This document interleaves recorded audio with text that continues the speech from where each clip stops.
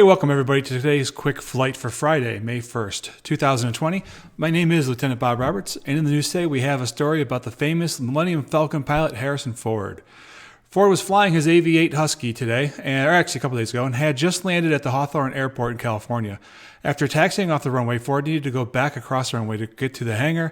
Ford asked permission to cross the runway, but seems to have misunderstood the direction from the controller, who told him to hold short of the runway due to it being in use by another aircraft. Ford even replied to the controller's request to hold short with what he thought was the clearance to cross. Thankfully, this deviation did not result in any further incident between the two aircraft. Ford was asked to call the tower for a possible pilot deviation, and the FAA has said that they are investigating. The following is an expert from the communication. This audio is from VASAviation. The link is down below. Please give them some love and visit their YouTube channel. Husky 9 Hotel Uniform, make a normal base turn, runway 25, wind 2607. Clear to land. 89 Hotel Uniform. Husky 9 Hotel Uniform, turn left Delta, runway 25, taxi is 0, with me. Okay, left on Delta, and taxi on 0 with you, sir. Husky 9 Hotel Uniform, pay intentions. GBH hangar. Husky 9 Hotel Uniform, hold short, runway 25 at hotel. Hold short at 25 at hotel for 89 Hotel Uniform. 89 Hotel Uniform, hold short at hotel. Hotel Uniform, can you hold short runway 25, traffic on the runway?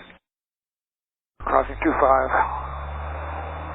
89 Hotel Uniform. 9 Hotel Uniform, get across that runway now. I told you to hold short. You need to listen up. Excuse me, sir. I thought exactly the opposite. I'm terribly sorry. Now here is a chart of the Hawthorn Airport. Ford landed westbound on runway 25. He exited the runway by making a left on Delta, and then he turned right onto taxiway Sierra. He went to the end of the runway taxi and needed to cross back over the runway at the beginning of runway 7. When he informed the controller that he was holding on hotel, the controller instructed to continue holding. Ford repeated as if he was told to cross. This is what is called a runway incursion in aviation.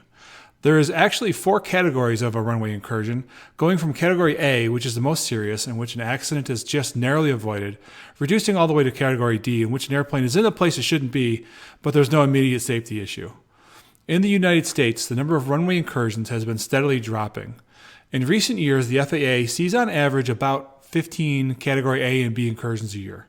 I couldn't find any data that would tell me how many category C and Ds we have.